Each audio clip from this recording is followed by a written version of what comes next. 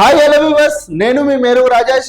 ఇక కాంగ్రెస్ పార్టీలో మాజీ ఎమ్మెల్సీ జీవన్ రెడ్డి గారు అయితే హాట్ కామెంట్స్ చేసిర్రు.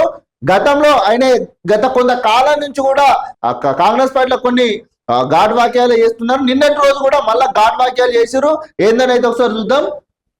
ముందుగా ఆ వాక్యాలు ఎవరిని ఉద్దేశించి చేసిండు, అసలు ఎందుకోసం చేసిండు అనేది కూడా తెలుసుకుందాం. అసలు ఇగో జీవన్ రెడ్డి, మాజీ ఎమ్మెల్సీ జీవన్ రెడ్డి, మా జోలికి వస్తే అడ్డంగా నరికేస్తాం, మా జోలికి వస్తే అడ్డంగా నరికేస్తాం అని చెప్పి అయితే చెప్తుండు. టికెట్లు పంచుకోవాలని పార్టీలో పెత్తనం చెలాయించాలని చూస్తే సహించబోము. చూసిరా, టికెట్లు పంచుకోవాలని చూస్తే సహించబోమని చెప్పి అయితే జీవన్ రెడ్డి ఘాటుగా అనేది చెప్తుండు.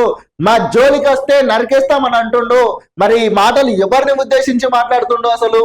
మాజీ Mantri Jeevan Reddy mass warning. Jagtial MLA Sanjay Kumar ను ఉద్దేశిస్తూ వాక్యాలు. అంటే ఆడ ఏం జరిగిందంటే, వాస్తవానికి జీవన్ రెడ్డి గత కొంతకాలంగా మొత్తం ఫైర్ మీదనే ఉంటుండు. జగిత్యాలకు సంబంధించిన ఎమ్మెల్యే కాంగ్రెస్ పార్టీలో చేరిండు కదా, అప్పటి నుంచి జీవన్ రెడ్డి కాంగ్రెస్ పార్టీ మీద ఫైర్ అయితేనే ఉన్నాడు.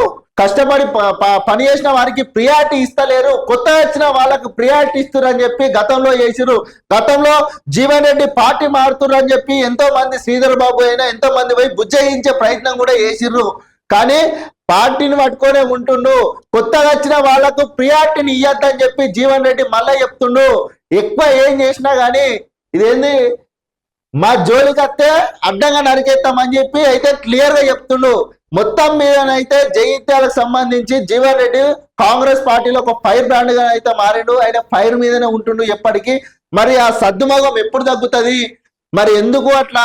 ఈ కొత్త వచ్చిన వాళ్ళ ద్వారానే కాంగ్రెస్ పార్టీలో పంచాయతీల కుంపటనే సాగుతుంది. కాబట్టి మరి చూద్దాం జీవన్ రెడ్డి అన్న మాటలు ఇంకెంత దూరం పోతాయి, మరి రానున్న రోజులలో ఏం జరుగుతుంది, వాళ్ళ జోలికి ఎవరు పోతుర్రు ఏంది అని అయితే చూద్దాం మరి.